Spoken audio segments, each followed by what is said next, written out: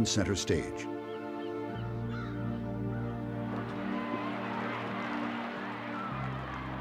For Kwame Nkrumah, the man who had embodied the spirit of hope for black Africans everywhere, there was to be an undignified ending.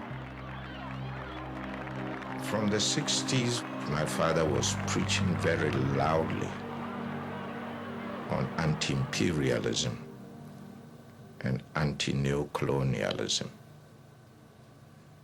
And this didn't go down well with the Western powers.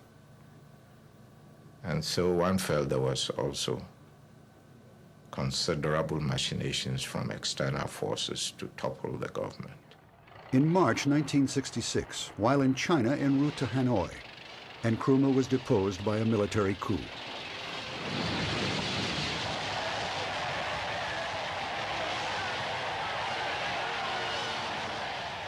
You know, this was part of the Cold War. You see, unfortunately, Kwame seemed to rely more and more on the Eastern group as against the West. And of course, they didn't like it. The Americans did not like it. With Nkrumah deposed and Lumumba assassinated, only Sekou Toure was left to pursue the vision the three had shared. In the end, though, he too would be accused of despotism in the running of his country. Many Ghanaians, however, blamed this on the West. Il a lutté jusqu'au dernier souffle de sa vie. Parce que tous les jours que Dieu faisait, tous les complots sont vrais. On vous dira c'est pas vrai, c'était vrai.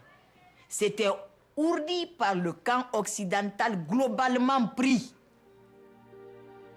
In a final moving gesture reflecting their years of friendship, Sekou Toure invited Nkrumah to be co-president of Guinea. From exile in Guinea, Nkrumah watched as African independence was undermined by the politics of the Cold War. Often the result was chaos and bloodshed. Up until his death in 1972, Nkrumah insisted that the only hope in the face of all this was the unity of African nations. There was a lonely voice somewhere shouting. People thought he was scaring, unnecessary, calling wolf, wolf, wolf.